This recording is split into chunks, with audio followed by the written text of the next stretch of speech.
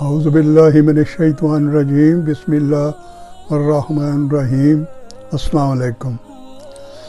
جیسا کہ میں عرض کرتا ہوں کہ نماز ہمارے لیے ایسے ہی ضروری ہے جیسے ہر انسان کو سانس لینا۔ اللہ تعالی ہمیں سجدوں کی نعمت سے آشنا کرے، آمین۔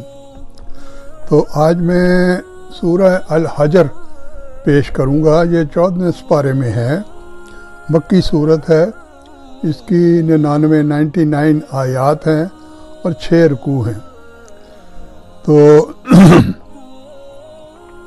الحجر سمود اور عاد کی قوموں کی آبادیوں کو کہا جاتا ہے، جو کہ اللہ کے عذاب سے برباد ہو گئیں، مگر آج بھی ان کی نشانیاں موجود ہیں تاکہ لوگ ان سے سبق حاصل کریں۔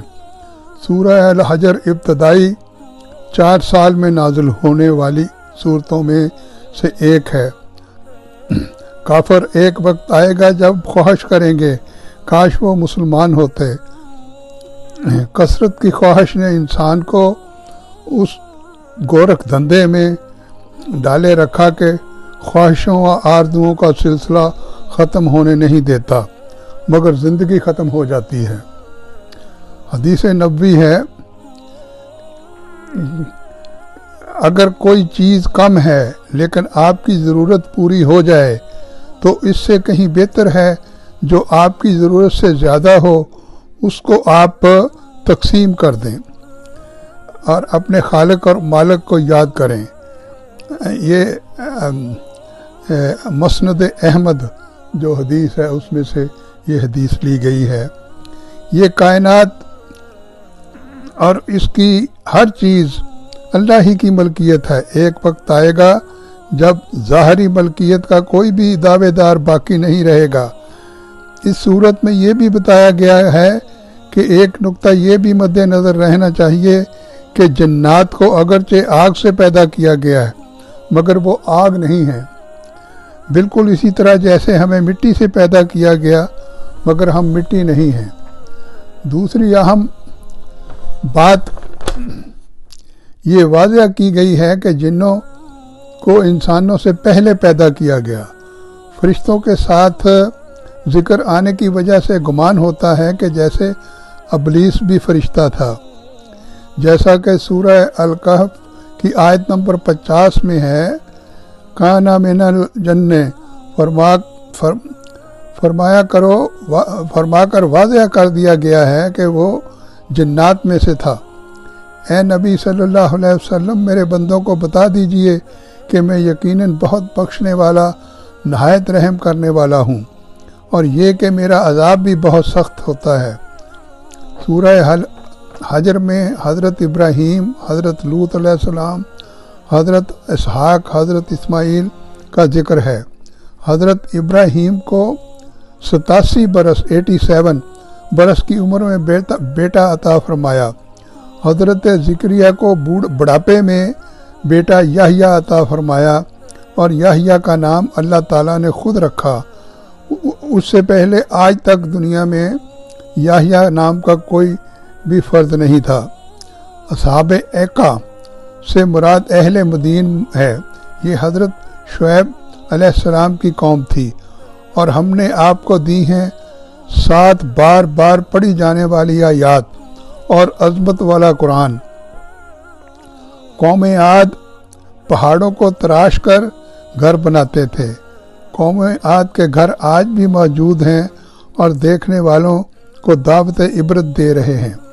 حدیث میں آتا ہے کہ سورہ الفاتحہ کو نماز کا لازمی جز قرار دیا گیا ہے، یعنی جو شخص نماز میں سورہ الفاتحہ نہیں پڑھتا اس کی نماز نہیں۔ بس آپ تسبیح کیجئے اپنے رب کی اور حمد کے ساتھ، اور سجدہ کرنے والوں میں سے ہو جائیے۔ تو یہ میں آج سورہ الحجر کا ابتدائیہ جو ہے وہ عرض کیا ہے۔ تو میں یہ گزارش کیا کرتا ہوں کہ آپ اپنے بچوں کو قرآن پاک کی تعلیم جو ہے وہ دیں، کیونکہ قرآن پاک پڑھنے سے، سیکھنے سے بچے جو ہیں وہ جب بڑے ہو جائیں گے تو ان کے لیے یہ جو ہے زندگی گزارنی بڑی آسان ہو جائے گی اور ہر بات کو وہ سمجھ جایا کریں گے۔ تو اس میں یہ بھی ہے کہ جہنم کے 7 دروازے ہیں اور ان میں نافرمانوں کو داخل کیا جائے گا۔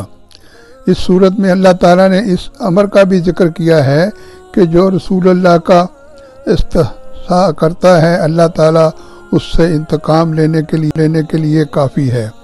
تو اس صورت میں اللہ تعالیٰ نے انسانوں کو کھنکتی ہوئی مٹی سے پیدا کیا اور ان سے بہت عرصہ قبل جنات کو جلستی ہوئی آگ کے شعلے سے پیدا کیا۔